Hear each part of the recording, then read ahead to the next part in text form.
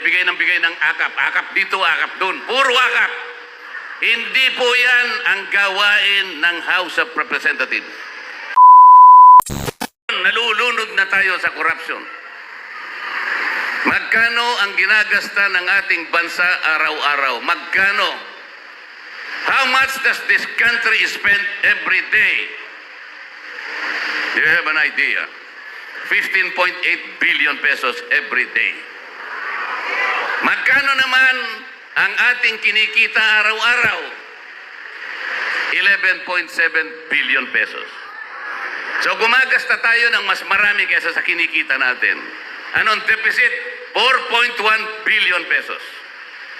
Yan po ang inuutang natin araw-araw. 4.1 billion pesos. Or about 270 million pesos every hour. Bagsak. Magkano na po yung ating utang? 16 trillion pesos.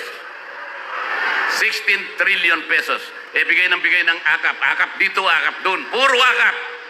Hindi po yan ang gawain ng House of Representatives. Hindi po yun ang aming gawain. Wala po kaming gawain na kami ang magbigay ng kung ano-ano. Tingnan po nyo yung ginawa nila. Tingnan nyo yung politika. Ang budget po na pinresent ni Inday Sara, 2 billion pesos. Anong ginawa nila? Tinanggal po nila, sabi nila, hindi, gawin na lang nating 700 million. Kasi yung ibang budget mo rito, ginagawa na rin ng DSWD. Yung iba, ginagawa na rin ng DOH. Yung iba, ginagawa na rin ng CHED. So, para walang duplication, tanggalin na natin yan.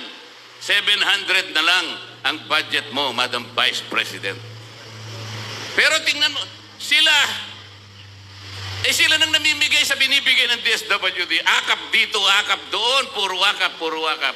Punin nyo yung pera, hindi kanila yon, pera ng gobyerno. Walang mangyayari po pagka ganito ang gagawin natin. Pag nagbigay ka lang puro ayuda, puro subsidy, hindi po lalakas ang ating ekonomiya. Ang mangyayari po niyan, pagkakuha ng pera, pupunta po sa mall, wala na. Wala na. Walang production na katapat. Hindi aandar ang manufacturing. Hindi aandar. Kailangan po umandar ang manufacturing para tumaas ang ekonomiya. Maraming trabaho ma-generate, maraming produkto ang makukuha, bababa ang presyo ng pagkain. Yun po ang dapat natin gawin. Ang pinaka-problema ng Kongreso ngayon, yun pong oversight function, wala na pong nagbabantay sa pagpapatupad ng mga yan. Katulad po ng sinabi ko sa kuryente, 23 years ago, dapat mababa ang kuryente. After 23 years, mataas pa rin ang kuryente. Tingnan po niyo yung mga barangay.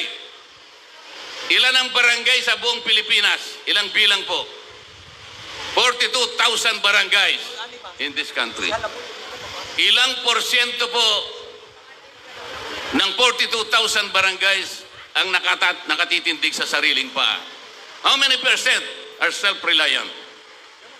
2%. 98% gumagapang. Magkano ang sweldo ng kapitan? Average, buong Pilipinas, 5,000 pesos. 5,000 pesos.